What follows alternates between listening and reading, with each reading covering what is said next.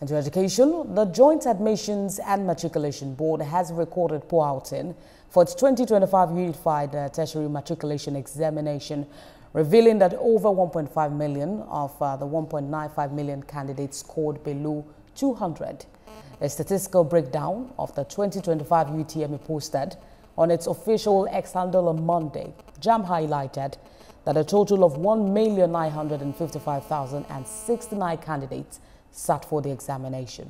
And of this number, a significant 1,534,654 candidates, representing 78.5%, scored below the 200 mark. A breakdown of the result shows that only 4,756 candidates, representing 0.24%, scored 320 and above, while 7,658 candidates scored between 300 and 319. In total, just 12,414 candidates, representing 0.63%, achieved scores of 300 and above. For the 250 to 299 score range, 73,441 candidates were recorded, while a larger proportion, which is 334,560 candidates, scored between 200 and 249. The category with the highest number of candidates was the 160 to 199 range, with 983,187 candidates. Further down the scale, 488,197 candidates scored between 140 and 159, and 57,419 candidates scored between 120 and 139.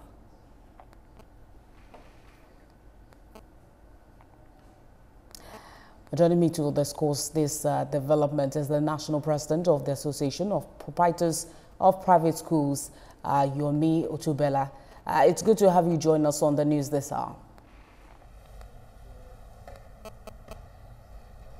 Thank you so much for having me.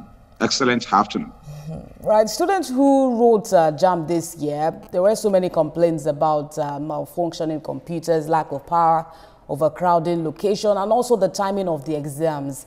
But would you say that the odds were in their favor with some of these lingering issues still in place?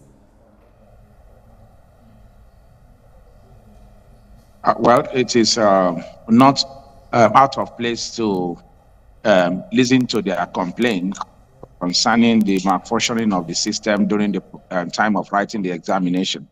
It is on record that the JAMB himself cancelled or deregistered some centers that were recorded to have had malfunctioning system during the examination.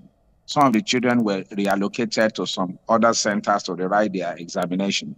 I haven't given them the opportunity to rewrite their examination where issues of malfunctionings were identified and acknowledged. Then it therefore should not be an excuse to have these unfortunate national disaster that we are recording in our UTME examination. One wonders, this set of children examinations when it comes to the selection examination. But one could also trace this to a systemic failure that has been there living with us for decades. Over the years, we have battled with lack of adequate welfare packages for teachers. Even where there are welfare packages, it is not sufficient to take care of teachers for their basic needs. We also have issues where schools are overcrowded and teachers' salaries were not take-home salary. The inflation currently is not also helping the matter, as many parents are battling feeding their children with three square meal balanced diets.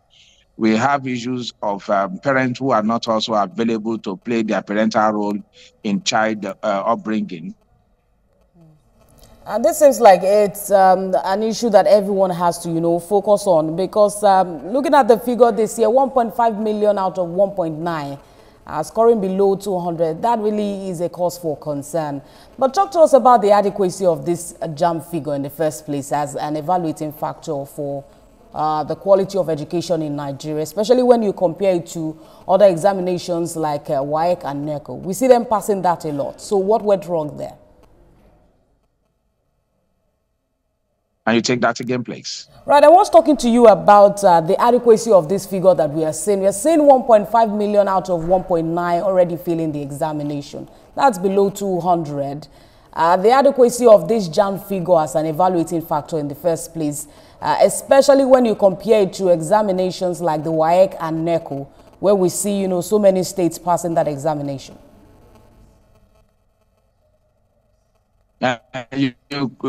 You want to realize that the platform deployed in writing the ordinary level examination that includes the WAEC and NECO and that of JAMB are not the same thing. Why the JAMB is basically computer-based assessment, the O-level examination is still paper pencil.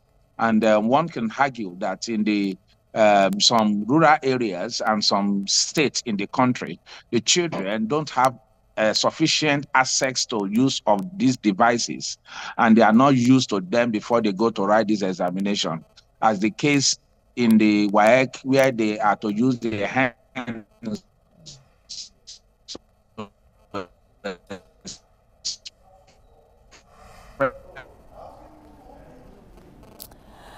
Mr. Yomi Otubela, we're having difficulty connecting to you, but we'll continue this conversation much later. That's the National President, NAPPS, Yomi Otubela. Thank you for talking to us.